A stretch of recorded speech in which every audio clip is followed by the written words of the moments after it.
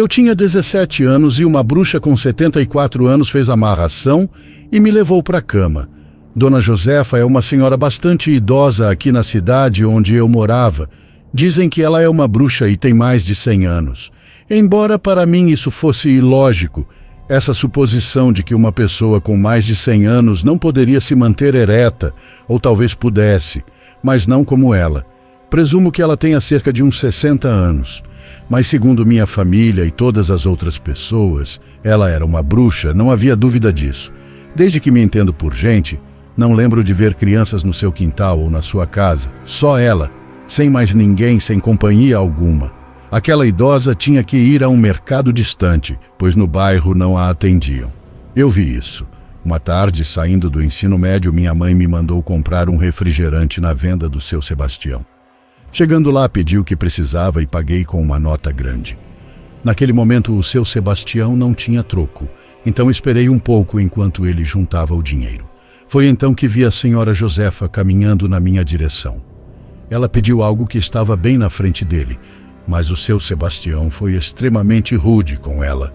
Ele não deu o produto, mesmo tendo-o à vista, e disse que ela deveria ir embora e comprar na outra vizinhança, pois não a atenderia ali. Esse tipo de maltrato com a idosa era muito comum na região, e por isso ela vivia isolada em uma pequena casa no final do bairro. Comecei a sentir pena, achando que ela não merecia ser tratada assim. Por isso, decidi ajudá-la sempre que possível. A primeira coisa que fiz foi bater à sua porta todos os dias às 15h para dizer que iria à mercearia e perguntar se ela precisava de algo que eu compraria para ela. Basicamente arroz, feijão, comida básica. Foi só um mês depois que decidi fazer companhia a ela. Num sábado, bem cedo, fui à sua casa. Bati a porta e disse: "Bom dia, dona Josefa. Trouxe um pouco de pão e chocolate para acompanhar." Ela abriu a porta com um sorriso e disse que eu era a única pessoa no bairro que a tratava bem. Me convidou para tomar chocolate com o pão que eu trouxera. Sua casa era muito antiga, mas estava limpa. Todos os móveis pareciam bem antigos. Passamos a conversar sobre tudo, mas o que mais me intrigava era sua idade. Reuni coragem e perguntei. Fiquei surpreso com sua resposta. Ela disse que tinha 74 anos. 74 anos era uma loucura para alguém que tinha uma reputação tão ruim de ser um fantasma. Sabia que era impossível o que os outros diziam. Disse a ela que todo mundo a considerava uma bruxa. Perguntei por que havia ganhado essa fama. Ela disse que não sabia. Contou-me que talvez fosse a primeira a chegar ao bairro. Ela construiu a primeira casa e, pouco a pouco, a área começou a se povoar. Mas por um tempo, as mulheres grávidas perdiam seus bebês ou eles desapareciam logo após o nascimento. Isso durou vários meses. Nunca encontraram o culpado, mas por estar em uma área isolada, apontaram o dedo para ela e a rotularam de bruxa. Com o tempo, fui mais e mais à sua casa, até que as pessoas começaram a me olhar de maneira estranha por passar tempo com ela. Minha mãe me avisava, dizia que era uma má ideia, mas eu insistia que só queria ajudá-la. Diziam para eu ter cuidado, não confiar nela, mas não dei ouvidos. Numa tarde fui à casa da dona Josefa. Ela me convidou para comer algo. A comida tinha um gosto estranho. Ela estava sentada em frente a mim, só observando enquanto devorava o prato. Não quis dizer nada, mas a comida tinha um sabor forte de ferro. Só consegui comer algumas colheradas porque me deu ânsia. Comentei que estava ruim. Ela pareceu reagir de forma exagerada. Jogou fora a comida e me ofereceu alguns biscoitos. Até então, tudo parecia bem. Mas após um mês, comecei a me sentir mal. Na primeira noite, não consegui dormir. Acordei às 3h com pesadelos terríveis. A única coisa que me lembro é que uma velha parecida com a dona Josefa estava na minha frente e tentava me beijar até conseguir. O sonho era tão real que eu podia sentir seus lábios tocando os meus e depois ela colocava sua língua na minha boca, cuspindo um líquido amargo que encheu minha garganta. Aquela sensação repugnante durou mais de 1 minuto. Acordei com náuseas e um gosto amargo na boca. Pensei que algo que comi estava me fazendo mal. Fui ao banheiro vomitar, mas expeli uma espécie de massa negra amarga, muito amarga. Não era líquida, não parecia comida que eu tivesse comido. Era como uma massa. Expeli tanto que entupiu o vaso sanitário. No dia seguinte me sentia cansado e dolorido, como se alguém tivesse me batido tão forte que quebrou meus ossos. Pedi à minha mãe para me levar ao médico. O médico disse que era apenas uma infecção e que aquela massa negra era um efeito de algum adoçante que eu tinha comido ao longo do dia. Naquela semana não saí mais de casa. Não tive mais aqueles pesadelos terríveis. Mas algo estranho acontecia. A dona Josefa começava a aparecer em meus pensamentos como um flash do seu rosto e corpo. Eu me sentia tão desconfortável ao pensar nela. Talvez porque tivesse convivido diariamente com ela por mais de 2 meses, subconscientemente eu sentia falta. Uma noite, sonhei com Dona Josefa. Eu podia vê-la em uma extremidade da sua casa e eu na outra. Ouvia-a me chamar enquanto me apontava com uma mão, enquanto na outra segurava uma vela. Depois ela se aproximou de mim e começou a beijar meu pescoço. Ao despertar de madrugada, pude sentir por um momento aquele aroma da senhora, o aroma que suas roupas exalavam. Estava no meu quarto e no ar. Aos 17 anos eu não entendia muito bem tudo isso, só ignorava. Nos dias seguintes, quarta, quinta e sexta-feira, comecei a sentir uma espécie de necessidade de vê-la. Eu ansiava vê-la, mas ainda não tinha terminado meu repouso. Quando terminou aquela semana, saindo da escola, fui correndo vê-la. Ao chegar à sua casa, sentia um frio na barriga, como se fosse ver alguém importante. Comecei a me sentir muito nervoso quando ela abriu a porta. Eu a vi radiante, vi-a linda por alguns instantes, mas não disse nada, pois nem eu sabia o que havia sentido. Ela me disse muito segura de si que estava me esperando. Comentei tudo, e ela apenas me disse que era bom que eu estivesse melhor. Ela me serviu um pouco de comida, mas agora eu já não a via como minha avó. Comecei a sentir por alguns instantes uma pequena sensação de atração. Ela também parecia estranha. Qualquer movimento que fazia era muito perto de mim. Ela se sentou ao meu lado e, enquanto eu comia, começava a me tocar. Acariciava meu cabelo, meu rosto, meu queixo. Eu me sentia nojento, mas também estranhamente sentia que gostava. Ao ir embora, a senhora tentou me dar um beijo na boca, eu a esquivei, mas ela me abraçou e começou a tocar minha perna subindo a mão. Fiquei muito chateado, então a empurrei e saí da sua casa muito bravo. Ao chegar em casa, prometi não voltar a visitá-la. Mas à medida que os dias passavam, comecei novamente a sonhar, a pensar nela em casa e na escola. Eu sentia sua falta. Semanas depois, comecei a notar que ela me interessava. Não entendia o porquê, pois jamais me sentia atraído por ela. Mas comecei a sonhar diariamente, sonhava que beijava aquela boca com poucos dentes. Comecei a me sentir extremamente desesperado, angustiado por saber como ela estava. Queria vê-la, mesmo que fosse por um segundo. Isso me mantinha confuso. Não era eu quem pensava, era como se alguém invisível me contasse sobre ela, como se alguma energia me fizesse sentir atração por essa senhora de 74 anos. Com o passar dos dias, comecei a me sentir vigiado o tempo todo na escola. Também comecei a ouvir sua voz. Ouvia como ela me sussurrava ao ouvido enquanto eu dormia. Ouvia como a senhora gritava meu nome enquanto eu estava no meu quarto. Parecia que ela estava na cozinha ou no quintal. Ao sair e procurá-la, obviamente não a encontrava. Tudo isso eu engoli, não contei para minha mãe. Conforme passavam os meses, aqueles sentimentos por ela me dominaram. Eu estava loucamente obcecado por ela, obcecado por ir buscá-la. Então, em uma tarde, fui até ela. Tenho vergonha de escrever isso, mas ao chegar na sua casa, comecei a me sentir tonto, nojento, mas por outro lado, nervoso e excitado. Eu só queria que ela abrisse a porta, mas ela se recusou. Ouvi sua voz de idosa se recusando a me abrir. Comecei a implorar que, por favor, me abrisse, que, por favor, me deixasse vê-la. De tanto desespero, comecei a suar e supliquei de joelhos, chorando que ela abrisse a porta. Quando ela abriu, eu me lancei cegamente em direção a ela e senti um impulso muito forte de querer beijá-la e querer tirar sua roupa. Eu sabia que não era o que eu queria, mas algo me controlava, algo que até este momento eu não sei como explicar. Mas isso me controlou e eu, com 17 anos, terminei na cama da senhora de 74 anos de idade. Creio que ao vê-la por alguns momentos, eu a via como uma supermodelo. mas logo percebi o que estava fazendo. Saí da sua casa envergonhado, sem saber o que me levou a estar com ela. Cheguei a vomitar em casa, me sentia sujo, mas essa sensação foi se esvaziando à medida que o anoitecia. Naquela noite comecei a reconsiderar as coisas. Fiquei em casa, muito amarrotado e com a pele grudada nos ossos. Eu caminhava estranhamente, como se desse pequenos pulos de um lado para o outro, incapaz de me mover. Eu sabia que tudo isso não era normal, mas por causa da frustração, comecei a chorar e para que ninguém me ouvisse, tomei um banho e o chuveiro afogou meu pranto. Meu banheiro tem uma cortina que separa a área da ducha, uma cortina entre branca e transparente. Enquanto me estava banhando, olhei para lá, para o banheiro, e pude ver a silhueta de Dona Josefa. Ela estava parada de perfil. Eu caí gelado, não pude me mover nem gritar.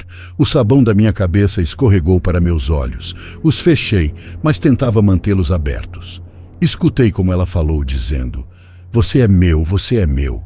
Quando reagi e pude abrir os olhos, dei um soco na cortina, mas só consegui cair. Não havia ninguém lá dentro. Isso me assustou ainda mais, então me vesti rapidamente e corri para meu quarto. Essa noite dormi com a luz acesa. No dia seguinte, acordei muito desesperado, com a sensação de querer tê-la. Passava os dias. Eu comecei a ter uma relação secreta com Dona Josefa, mas quando estava com ela me sentia incômodo. Não queria estar lá, mas algo me obrigava. Por outro lado, ela estava feliz, fazia o que queria comigo. Era como sua mascote. Com o tempo, minha família começou a notar que eu estava muito distraído, e claro, porque todo o tempo na minha cabeça estava ela, e ninguém mais. Meu olhar mudou, parecia o de um zumbi hipnotizado. Meus amigos me diziam o mesmo. Eu só me lembrava de ansiar que a hora de saída chegasse para ir correndo para a casa de Dona Josefa para estar com ela. Uma ocasião, estando na sua casa, ela começou a se banhar porque íamos para o centro. Eu comecei a ver coisas antigas enquanto esperava, comecei a olhar suas fotos, cartas e um rádio antigo, aqueles que você coloca um disco grande. Mas ao entrar no seu quarto, pude ver que havia um pequeno cubo de metal com um cadeado pequeno que sempre deixava fechado. Mas essa vez, suponho que se esqueceu. Algo me disse para abrir, para ver o que havia lá. Por curiosidade, abri aquele cubo. A primeira coisa que notei foram símbolos estranhos, que nunca tinha visto antes. Também vi pequenas velas e 2 bonecos de pano entrelaçados com uma espécie de carne em decomposição, colocados em um frasco, e nos rostos desses pequenos bonecos estavam nossas fotografias. A minha tinha alfinetes na boca e nas orelhas também. Notei que o frasco estava pela metade preenchido com uma massa negra, exatamente como aquela que eu vomitava. Sem dizer nada, saí de sua casa, peguei aquele frasco e contei tudo para minha mãe e meu pai. Mostrei-lhes aquele trabalho de bruxaria. Primeiro, eles me repreenderam por não ter cuidado com a bruxa. Segundo, eles buscaram ajuda, pois meus pais acreditam em bruxaria e diziam que aquilo era um trabalho de amarração. Tive que contar detalhadamente como tinha sido aquela relação secreta com a senhora de 74 anos. Eu disse que quase tinha 1 ano com ela. No mesmo dia, fomos buscar ajuda com um senhor que fazia limpezas no centro da cidade. Ao me ver, ele disse que eu estava bem amarrado. Pediu aos meus pais para saírem e nos deixarem sozinhos. Meus pais não conseguiram dizer nada. Este senhor começou a me olhar de baixo para cima, fazendo caretas, movendo a cabeça como se estivesse arrependido e angustiado. Não comentei nada e ele disse: "Ai, filho, você está bem trabalhado, está bem amarrado por uma senhora muito mais velha que você e ela sabe muito bem disso. O pior é que você já teve contato físico com ela. Vai ser muito difícil desfazer essa amarra." Mostrei a ele o frasco que levei. Ele sorriu e me parabenizou. Disse que seria muito fácil remover esse feitiço, que era apenas uma questão de retirar minha foto, fazer algumas velas e depois queimar completamente o trabalho. Fizeram uma limpeza em mim, mas nessa limpeza vomitei novamente aquela coisa negra. Vomitei em um recipiente. Ao prestar mais atenção, vi que entre aquilo havia cabelos grisalhos, cabelos que eram dela. Ao vomitar aquela massa negra, vomitei todo aquele feitiço por completo. Isso não foi de um dia para o outro, levamos várias semanas nisso. O que descobri é que o que havia naquele frasco, aquela massa negra, era um coração de vaca ou touro, ou de algum animal grande que já estava em decomposição. Meus pais se encarregaram de pagar, pagaram muito bem, mas valeu a pena. Em apenas 2 ou 3 dias, notei uma diferença considerável. Eu me sentia melhor, me via melhor, e o melhor de tudo é que não sentia mais aquela necessidade de ver aquela senhora. O bruxo recomendou que saíssemos daquele lugar. Agora vivemos no Paraná. Nunca mais soube da senhora Josefa. Espero que esteja bem e que a magia negra não tenha retornado para ela, mas também que ela não continue fazendo essas coisas. Sei que não é uma bruxa, como diziam na cidade, não rouba bebês ou algo do tipo, mas certamente ganhou esse apelido por seduzir homens. Esta é a minha história. Quando falamos sobre bruxaria, às vezes me sinto desconfortável devido à crueldade que isso faz na vida de uma pessoa. Embora seja muito assustador, não podemos esquecer que essas práticas podem tirar a vida de um ser humano de maneira implacável. Hoje compartilharam conosco uma história que aborda esse lado cruel e impiedoso da bruxaria. Primeiramente, sentimos muito pelo que aconteceu com sua mãe. Em segundo lugar, agradecemos por confiar em nós para contar sua história. Esta é uma história baseada em fatos reais. Para começar, sou do Rio Grande do Sul. Meu nome é Alfredo e quero contar minha história. Minha mãe e minha família viviam em uma casa que pertencia a um tio meu, que faleceu em 2010. A casa ficou com a viúva, minha tia, e vivemos lá por mais de 3 décadas. No entanto, um dia qualquer, minha tia veio pedir a casa de volta para minha mãe. Ela respondeu que já havíamos vivido muitos anos lá e que, portanto, ela precisaria ser indenizada por lei. Ao ouvir isso, minha tia ficou muito chateada, pois era conhecida na família por ser uma pessoa mesquinha e ambiciosa. Ela saiu muito brava e passou um tempo sem dar notícias. Tudo estava normal até que uma noite, ao entrar em casa, ouvi claramente uma mulher me chamando pelo nome. Virei para ver quem era, mas não havia ninguém. Assustada, corri para meu quarto. No dia seguinte, contei ao líder espiritual, conhecido como Pai de Santo, o que havia acontecido. Ele inspecionou a casa e disse que havia sido lançada bruxaria ali.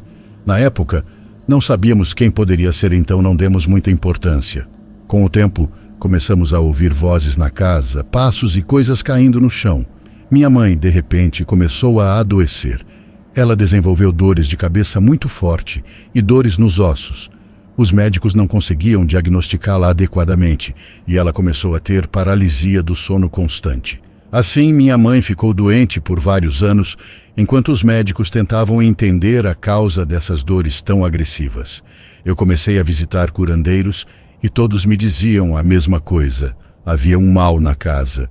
Um parapsicólogo conhecido uma vez me disse que era um trabalho feito no cemitério e que a raiz do mal estava na minha mãe, pois o trabalho tinha sido feito para ela. Ele disse que precisávamos limpar a casa rapidamente, pois o trabalho estava ligado à doença e à morte. 2 meses antes de minha mãe ficar gravemente doente, ela nos disse que uma sombra negra movia a cama dela durante a noite. Então, um dia, ela sentiu uma dor de cabeça forte e a levamos rapidamente ao hospital. Lá, ela teve convulsões e entrou em coma. Os médicos realizaram exames e descobriram que sua cabeça estava cheia de sangue. 3 dias depois, diagnosticaram morte cerebral. Foi um choque para todos nós e ela faleceu em 27 de outubro de 2020, durante a pandemia, o que permitiu apenas algumas horas de velório. Uma semana após sua morte, começamos a ouvir manifestações no seu quarto. Podíamos ouvir claramente o som da cama dela rangendo, como se alguém estivesse se sentando ou deitando nela.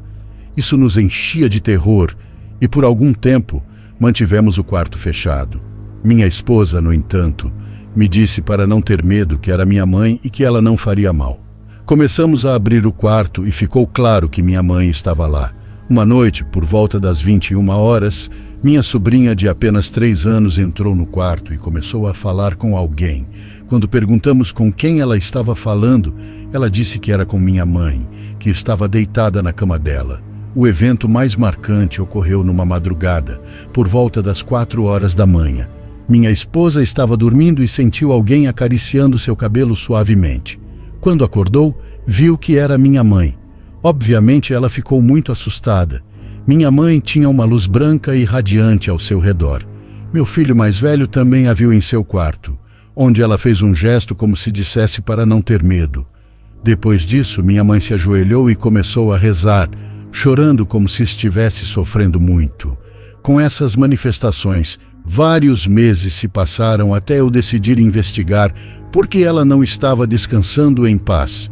Disseram-me que uma pessoa que morre assim por bruxaria não pode descansar em paz porque sua vida foi interrompida prematuramente. Entrei em contato com um casal de uma religião que trabalha com essas questões. Eles me disseram que havia um trabalho de cemitério muito forte em minha casa.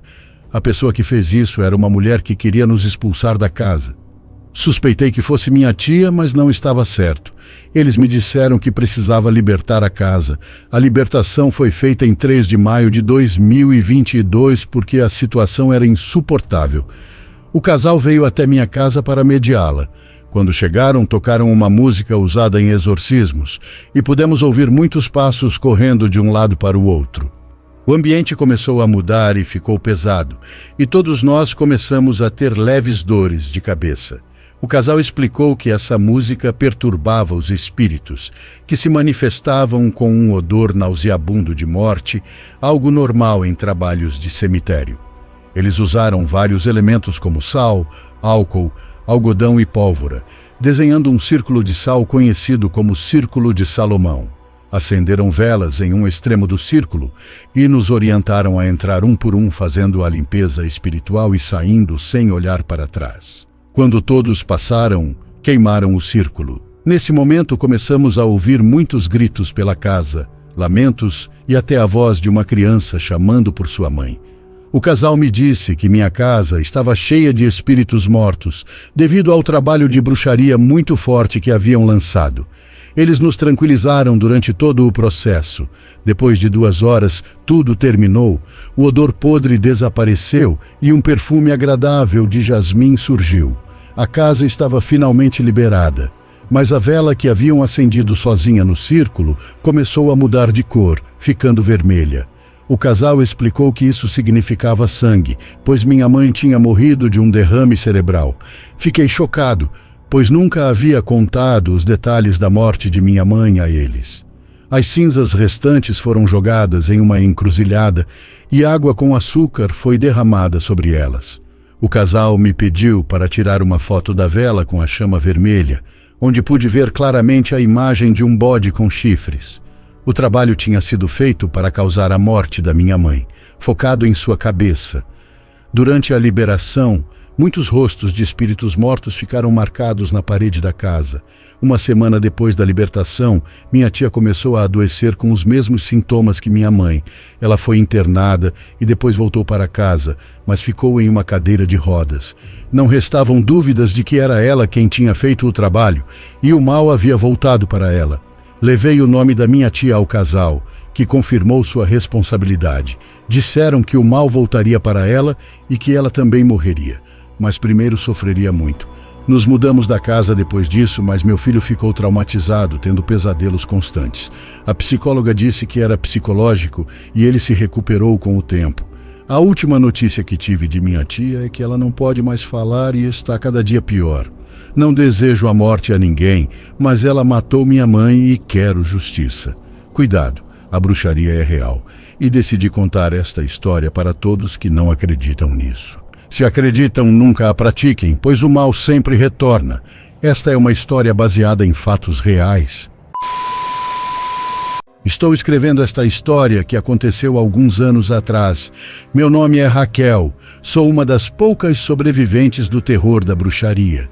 O pior de tudo é que veio da minha própria família. Eu morava na época com minha filha e meu marido. Eu sou dona de casa. Estávamos indo relativamente bem. Meu marido tinha um bom emprego e minha filha estava na escola primária. Na minha família, algumas das minhas irmãs e irmãos são muito ressentidos, então decidimos nos afastar deles. Mas uma irmã minha se mudou para frente de nós. Tínhamos contato com ela, mas para evitar problemas, apenas o mínimo. Ao ver que meu marido tinha um bom emprego, ela começou a me pedir dinheiro emprestado. No começo, Eu não negava, mas o que me irritava era que ela nunca me pagava. Uma noite minha irmã bateu à porta. Eu abri. Ela não disse nem boa noite, nem nada amigável. Ela soou autoritária. Me empresta R$2.500 para a festa de 15 anos da minha filha. Ela me disse.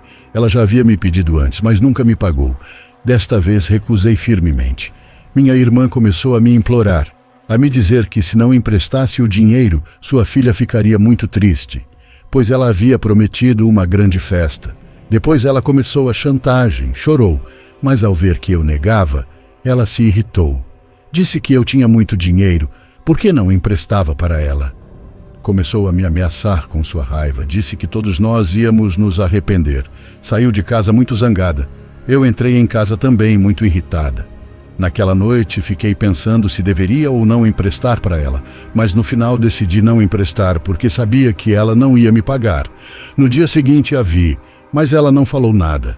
Contei ao meu marido e ele me aconselhou a deixá-la, que com o tempo ela iria superar a raiva. Mas não foi assim. Devo dizer que minha casa era de um andar. Coisas estranhas começaram a acontecer. De manhã, eu varria o pátio, mas em uma manhã havia sal preto na entrada e no corredor havia um líquido preto gotejando. Peguei um balde com cloro e comecei a limpar essas coisas com força, mas o estranho é que, a cada amanhecer, havia sal preto no corredor e no pátio. Isso já estava ficando estranho, mas eu não acreditava nisso, então apenas varria e limpava. Depois, começaram a jogar ovos no telhado e no quintal. Meu marido e eu subíamos para varrer o telhado com frequência e foi assim que percebemos. Estava incomodada que fizessem essas coisas. Meu marido dizia que queriam fazer bruxaria contra nós. Eu relacionei isso com minha irmã por causa da raiva e do ressentimento que ela teve naquela noite, mas tudo isso me parecia loucura. Os meses passavam e continuavam aparecendo todas as manhãs o sal e aquele líquido negro no corredor, além dos ovos no pátio e no terraço. Fui reclamar, mas ela agiu como se não soubesse de nada. No final fui para casa. Passando a semana continuávamos encontrando essas coisas, mas também começamos a encontrar dinheiro. Sim, dinheiro no topo do terraço. Não eram notas, obviamente, mas moedas. Nas primeiras vezes eu as pegava e gastava para mim. Tudo parecia normal. Mas com o tempo começaram os eventos paranormais. No início começamos a ouvir barulhos na casa, coisas quebrando à noite quando eu estava sozinha. Eu ouvia passos no outro quarto ou batidas nas paredes do nada. Nas madrugadas também ouvíamos correntes no telhado. Meu marido ia ver, mas não encontrava nada lá em cima. Parecia que as correntes vinham do telhado, mas estando lá embaixo não se ouvia nada. Em uma ocasião, por volta das 2 horas da tarde, enquanto eu fazia minhas tarefas, vi uma sombra na entrada da minha casa. Parecia um homem feito de fumaça. Em outra ocasião, durante a manhã, por volta das 10 ou 11, vi minha mãe de perfil passando do meu quarto para a cozinha. O estranho é que minha mãe morreu há anos. Todas as noites, meu marido e eu acordávamos de madrugada com a sensação de que alguém nos observava do canto escuro do quarto. Era difícil dormir. Meu marido tentava manter tudo sob controle, dizendo para eu não me preocupar, que aquilo não existia. Mas mesmo assim ele estava claramente assustado. Noite após noite, ouvíamos as correntes no telhado como se alguém as arrastasse lentamente. O pior veio depois, quando começaram os murmúrios nas madrugadas. Eram os mesmos cantos que minha mãe costumava cantar para eu dormir quando criança. Parecia que apenas eu os ouvia. Passaram meses e tivemos que suportar esses eventos inexplicáveis. Era um inferno. As aparições vieram apenas uma vez até meu filho descrever perfeitamente uma senhora com as mesmas características que minha mãe. Meu filho nunca a conheceu, mas um detalhe me chamou a atenção. Ele disse que essa senhora que o visitou durante a noite no seu quarto não tinha nariz nem olhos, eram apenas buracos negros. Contei ao meu marido o que estava vendo e ele me disse para não me preocupar, que aquilo não existia. Mas depois dos eventos paranormais, começaram as brigas com meu marido. A casa tinha uma sensação estranha, uma vibração muito ruim. Brigávamos por qualquer coisa. O dinheiro não rendia como antes. Parecia que perdíamos dinheiro estando em casa ou na rua, o que só aumentava as brigas. Minha irmã chegou e a convidei para ficar. Sentamos à mesa, conversamos e concordamos em que ela me pedisse desculpas pelo que havia acontecido meses atrás. Ela pediu desculpas a mim e depois partiu. O estranho é que ela apertou a mão do meu marido, mas não a minha. Dias depois, os ruídos pararam. Eu não via mais aquela sombra feita de fumaça, mas meu marido começou a se comportar de forma estranha. Ele começou a ter dores de cabeça e pesadelos diários, sonhando com uma sombra, aquele homem feito de fumaça. Ele dizia que aquela entidade iria levá-lo para o inferno. Ele ainda ouvia as correntes de madrugada, mas eu não. Meu marido passou muito tempo sofrendo com acidentes e doenças, até o ponto de ficar na cama. Eu o apoiava, mas numa tarde ele tirou uma soneca e acordou assustado porque aquela sombra, aquele homem de fumaça, disse que o levaria naquela madrugada. Ele acordou agitado e com medo. Conversei com ele para que não dormisse naquela noite, mas ele acabou dormindo. Infelizmente, naquela madrugada ele faleceu. Depois da morte do meu marido, as coisas estranhas, como as aparições, os murmúrios e tudo mais, desapareceram. Com o passar dos meses, mudei-me daquela casa. Por acaso, perguntando aqui e ali e contando minha história, cheguei até uma bruxa que morava perto. Conversamos e ela disse que minha irmã poderia ser a causadora de toda aquela bruxaria. Quando ela foi até minha casa e tocou a mão do meu marido, deu sinal para aquelas entidades atacarem apenas ele e levá-lo embora. Essa foi minha história. Espero que vocês nunca sintam a dor que a bruxaria pode causar, especialmente vinda de sua própria família. Se alguns anos atrás alguém me dissesse que a magia negra iria afetar completamente minha vida, eu pensaria que era uma besteira. No entanto, a vida sempre dá voltas e o inesperado pode se tornar realidade.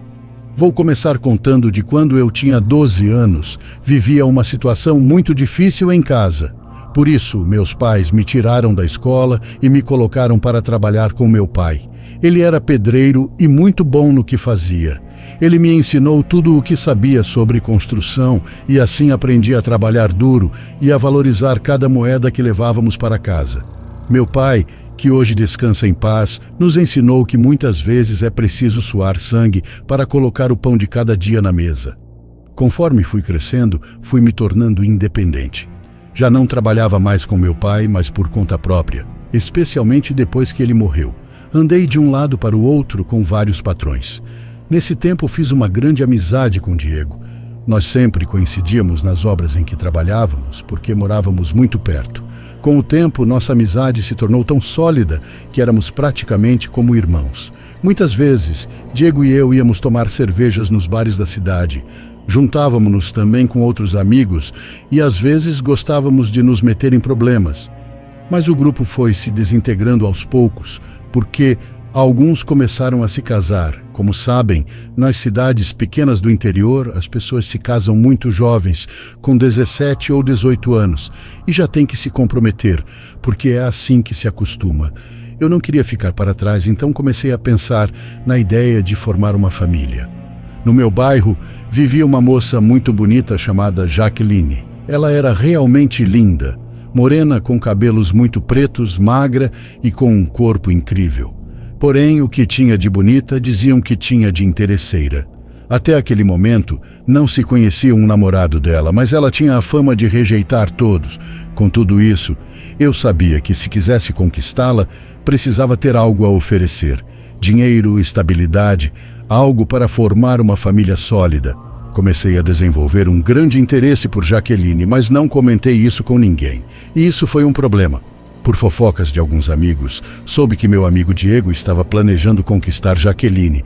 Isso me preocupou porque, embora eu soubesse que Diego queria Jaqueline, eu também não iria desistir. Eu iria com tudo para conquistá-la, porque a verdade é que eu havia colocado os olhos nela primeiro.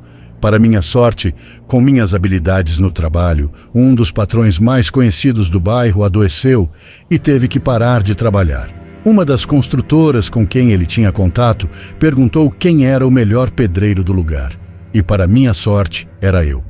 Comecei a trabalhar diretamente com essa construtora e comecei a ganhar muito mais dinheiro, passando de pedreiro a praticamente um empreiteiro importante. Com isso, comecei a viver uma vida que antes só sonhava. Comprei uma casinha no bairro, Comprei uma caminhonete e tudo isso fez com que as moças do bairro começassem a me notar.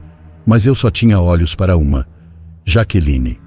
Sentia que o dinheiro me dava poder e confiança. Com muita segurança, comecei a me aproximar de Jaqueline e a convidei para sair. Ela não recusou. Às vezes íamos à cidade para o cinema ou jantávamos no próprio bairro. Íamos passear no campo ou em outros lugares próximos. Jaqueline gostava muito de ser vista na minha caminhonete. E ela já se sentia dona do meu coração, porque na verdade ela já o tinha, porque eu realmente estava apaixonado por ela. Sentia-me muito satisfeito, pois naquele momento da minha vida eu estava realizando todos os meus sonhos. Como era de se esperar, Jaqueline e eu tivemos intimidade muitas vezes, e em várias dessas ocasiões, como não nos cuidávamos, Jaqueline acabou engravidando. Como sempre fui um homem muito responsável, fui pedir a mão de Jaqueline em casamento aos seus pais. Para nós, esse era um grande passo em nossas vidas, trazendo felicidade, alegria e a esperança de uma vida pacífica e amorosa. Mas nem tudo era felicidade para os outros, e me refiro especificamente ao meu amigo Diego. Desde que comecei a trabalhar como empreiteiro, ele e eu deixamos de nos ver com a frequência de antes. Mesmo assim, quando nos encontrávamos na rua, nos cumprimentávamos. Mas eu o via de forma estranha, parecia que ele estava com um pouco de ciúmes por eu estar com Jaqueline, especialmente quando contei que ia me casar com ela. Senti que isso amargou um pouco mais a vida dele. Eu realmente não sabia como lidar com a situação, mas confiando que nossa amizade era muito sólida e pensando que poderíamos superar isso, ofereci a Diego para ser o padrinho do meu futuro filho. Naquela época, ele já estava saindo com uma garota, então não havia problema perante a igreja. Sabia que às vezes pedem que os padrinhos sejam casados, mas com um suborno, o padre poderia ignorar essa regra. Chegou o dia do casamento e tudo ocorreu perfeitamente. Houve muitos convidados, especialmente nossas famílias, que eram bem grandes. Diego estava presente com sua namorada, mas notei que eles não estavam bem, parecia que estavam prestes a terminar. E realmente terminaram alguns meses depois. Lembro bem que no batizado do nosso filho, eles ainda estavam juntos, mas 2 semanas depois terminaram. Fiquei muito feliz em chamar meu amigo Diego de compadre, mas ele nem tanto, pois estava muito abalado com o término. Ele passou 2 dias bebendo sem parar, e a tristeza durou um pouco mais, mas ele superou, pois era um homem forte e valente. A partir daí, Diego e eu ficamos ainda mais unidos. Achei que as dificuldades tinham ficado no passado e, portanto, estávamos frequentemente juntos. Ele era muito carinhoso com meu filho, desempenhando bem o papel de padrinho, e Jaqueline gostava muito disso, pois Diego era muito afetuoso, ao contrário de mim, que era mais frio e pouco expressivo. Demonstrava pouco carinho ao meu filho, e acho que Jaqueline não gostava disso. Lembro-me que, pouco tempo depois, precisei viajar a trabalho porque a construtora estava me enviando para municípios próximos para realizar obras realmente importantes. Isso me obrigava a passar muito tempo fora de casa, às vezes 1 semana, às vezes 1 mês inteiro. Houve uma ocasião em que fiquei fora por 3 meses. Essa distância me afastou da Jaqueline e do meu filho, criando uma grande brecha no amor que minha esposa sentia por mim. Comecei a notar que ela estava agindo de forma estranha. Em uma dessas ocasiões, uma notícia voltou a alegrar nossos corações, pois Jaqueline estava grávida novamente. Fiquei muito feliz com essa notícia, porque Jaqueline era a mulher da minha vida e eu queria formar uma família grande com ela. No mínimo, eu queria ter uns 6 filhos. Naquela época, lembro que coisas estranhas começaram a acontecer. Apesar de eu trabalhar muito, nos dias em que podia ir ao bairro para ver minha esposa, também arranjava algumas horas para visitar meu compadre Diego. Mas ele estava agindo de forma estranha. Parecia me evitar e se comportava de maneira distante. Sentia que nossa amizade estava enfraquecendo. Falei sobre isso com Jaqueline porque realmente me afetava, mas os conselhos dela sempre sugeriam que Diego estava passando por um momento difícil porque era um homem solitário. Eu refletia sobre isso e concluía o mesmo. Afinal, todos os nossos amigos já estavam casados e Diego era o único que ainda estava solteiro. A pressão social já estava pesando sobre ele, pois as pessoas começavam a falar dele. Os meses passaram e, finalmente, nasceu meu segundo filho. Eu estava muito entusiasmado e ansioso para conhecê-lo e recebê-lo neste mundo. Lembro que, naquele dia, começou a chover, ventar forte e os relâmpagos caíam sobre a serra. Eu estava fora de casa porque Jaqueline gritava muito de dor durante o parto e, como eu só estava atrapalhando, a parteira me mandou sair e esperar do lado de fora. Com toda aquela chuva, não tive outra escolha a não ser entrar. Fiquei sentado na sala, bebendo alguns drinks e, algo que não costumava fazer, fumei alguns cigarros. Quando a parteira saiu após 2 horas, me convidou a conhecer meu filho. Fui passo a passo, parecia uma eternidade chegar até o quarto, que estava a apenas 3 metros de distância. Tinha um pressentimento estranho. Quando me aproximei da cama onde Jaqueline estava, ela começou a me olhar de um jeito muito estranho, com medo e angústia. Eu não entendia por quê, afinal eu era o pai do bebê. Mas conforme me aproximei, vi que Jaqueline não queria que eu visse o bebê, chegando a cobrir o rosto dele com a coberta. Me senti mal com aquilo, mas supliquei a Jaqueline que me deixasse ver nosso filho, porque eu já queria conhecê-lo. Tive que estender a mão para descobrir o pequeno, e conforme fazia isso, Jaqueline começou a chorar. As lágrimas escorriam por suas bochechas. Quando olhei para o bebê, percebi que havia algo muito estranho nele. Observei e contemplei por alguns segundos, e uma sensação estranha percorreu meu corpo. Uma tristeza, uma dor, uma raiva. E vocês podem se perguntar por que esses sentimentos nasceram em mim ao conhecer meu próprio filho. Bem, é que aparentemente aquele filho não era meu, porque ao ver seus traços, o bebê tinha nascido loiro, com pele muito clara e olhos verdes. Aquele bebê era idêntico ao meu compadre Diego. Ele também tinha olhos verdes e pele clara. Pensei, filho da mãe, ele esteve me traindo com minha mulher durante todo o tempo que estive ausente. Apenas olhei para Jaqueline e disse, me diz quem foi o desgraçado que fez isso. Foi o Diego, não foi? E você, sua idiota, foi abrir as pernas para ele. Eu pensei que você me amava, Jaqueline. Mas agora vejo que você não é mais do que qualquer.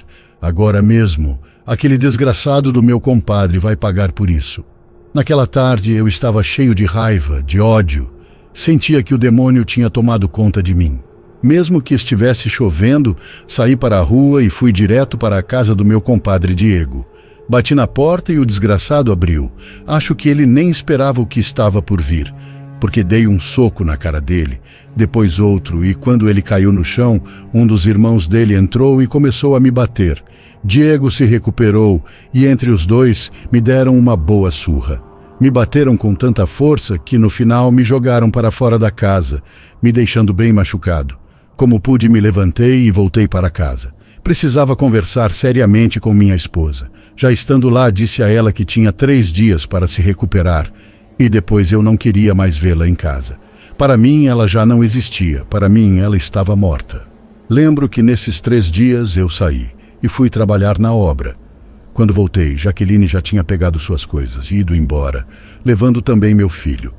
Por fofocas de uma vizinha, soube que ela foi para uma casa ali mesmo no bairro, junto com meu compadre Diego. Aqueles 2 cínicos desgraçados estavam me enganando e, ao que parecia, já não queriam esconder seu amor, pois estavam gritando para todo mundo. Tudo aquilo que estavam fazendo me deixava como um idiota diante de todos no bairro.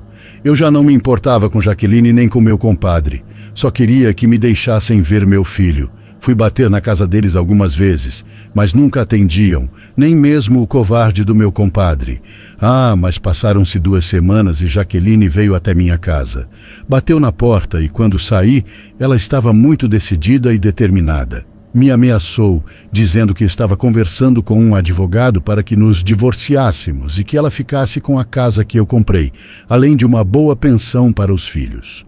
Eu comecei a rir, porque nem sabia o que ela estava pedindo. Calmamente disse que não ia dar nada para ela, que só me cabia cuidar do meu filho, mas ela teria que me deixar vê-lo, caso contrário não daria 1 centavo. Naquele momento, antes de ir embora, Jaqueline começou a me ameaçar, dizendo que se eu não desse as coisas por bem, ela se vingaria e eu me arrependeria de tudo o que havia dito e feito.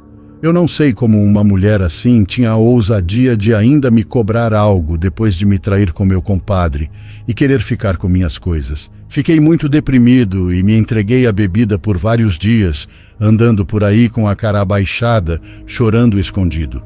Para mim, aquilo era doloroso e vergonhoso. Fiquei humilhado, mas isso não foi o pior que me aconteceu. Logo comecei a viver outras coisas muito desagradáveis. Lembro perfeitamente que à noite comecei a ter muitos pesadelos. Nesses sonhos horríveis, sempre me aconteciam coisas trágicas. Em alguns, eu sofria acidentes de carro. Em outros, era assassinado. Nunca havia finais felizes nos meus sonhos, e isso começou a me preocupar. A partir daí, comecei a sentir uma angústia que me afligia o dia todo, a todas as horas. Fiquei muito nervoso, assustado, uma angústia forte cravada no peito, e nada atirava. Mas isso não era o pior. Depois de ser apenas algo mental, aquilo se transformou em um mal-estar físico. Digo isso porque, de repente, comecei a sentir algo muito estranho nas minhas mãos, como se estivesse perdendo a mobilidade. No começo, não dei importância porque tinha muito trabalho e não havia tempo para ir ao médico. Mas esse foi meu grande erro, porque em poucas semanas minhas mãos estavam completamente engarrotadas, todas rígidas. Eu não conseguia mais mover meus dedos, nem abrir nem fechar a mão. E a mesma coisa estava acontecendo com meus braços. Chegou a um ponto em que eu não conseguia mais me sustentar sozinho. Era difícil para eu andar, me mover, pegar coisas. Eu me tornei alguém que nem sequer podia cuidar de suas necessidades pessoais. Nesse meio tempo, minha mãe descobriu o que estava acontecendo comigo e, muito preocupada, pediu a um dos meus irmãos que me levasse para a casa dela. Minha mãe ficou muito surpresa ao me ver, porque praticamente eu já parecia um velho. Alguém que não conseguia mais se mover, muito preocupada e sabendo que eu não tinha dinheiro para cobrir meus gastos médicos.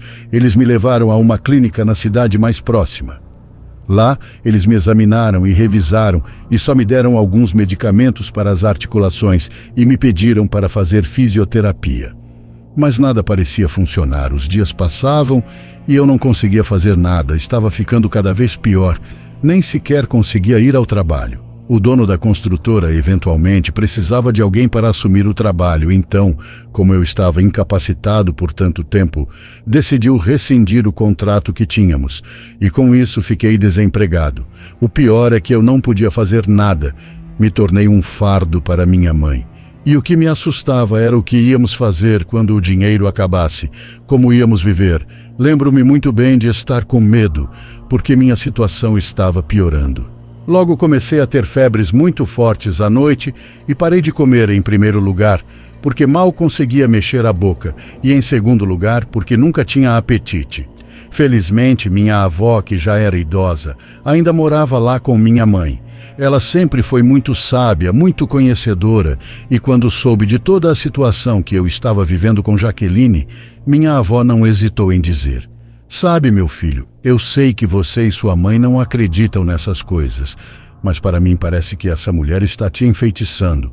É por isso que você está assim, você sempre foi muito saudável. Eu acho que o mais saudável de todos os meus netos, mas agora olhe para você. De um dia para o outro ficou muito doente. Talvez seja melhor te levar para uma bruxa para que ela te examine, faça uma limpeza e devolva o mal para essa barata da sua esposa." Minha mãe e eu não acreditávamos nas palavras da minha avó, mas também não tínhamos mais alternativas.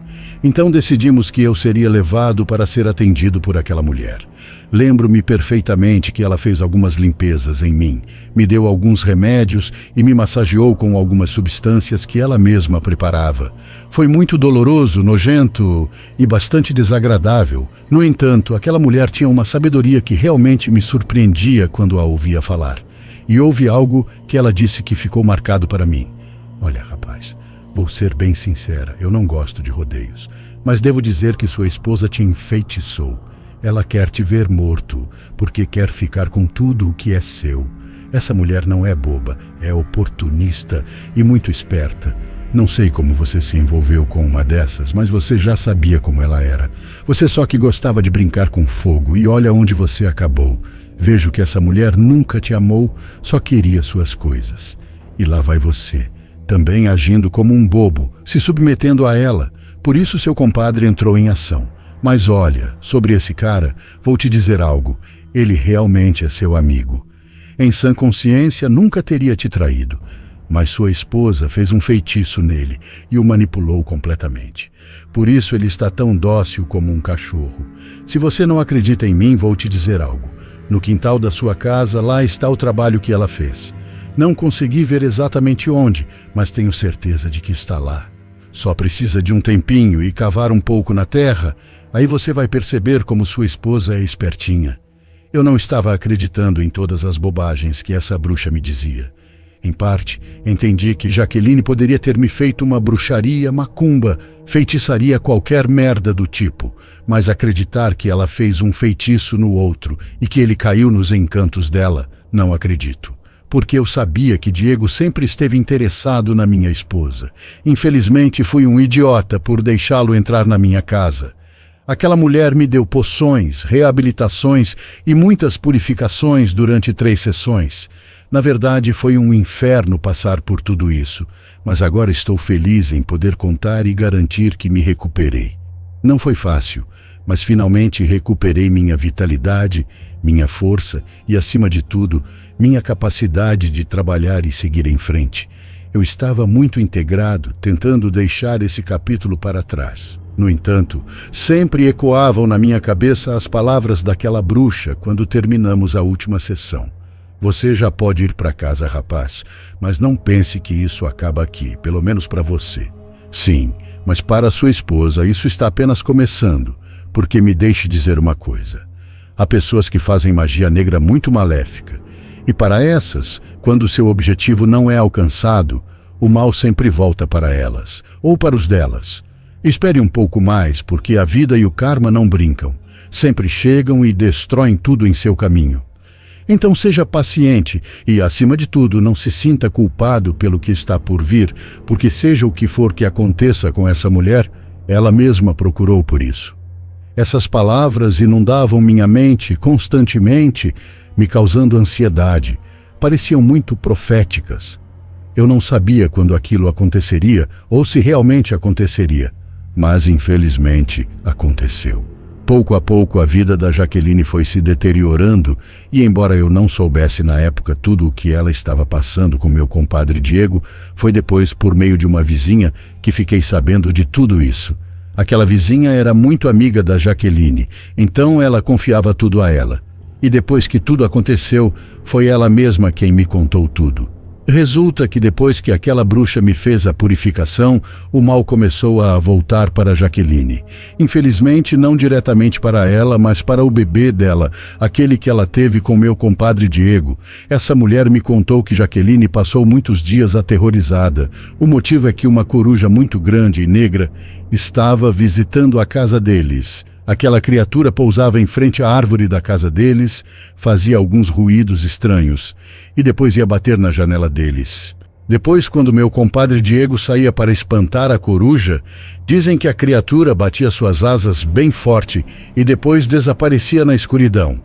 Pareciam ser avisos de que aquela coruja ou aquele mal que os assombrava não iria desistir facilmente. Atacaria até alcançar seu objetivo. O que vem a seguir é terrível, porque uma noite, aparentemente, aquela besta do mal conseguiu o que tanto desejava. Dizem que Jaqueline e Diego de repente ouviram muitos ruídos no quarto do bebê.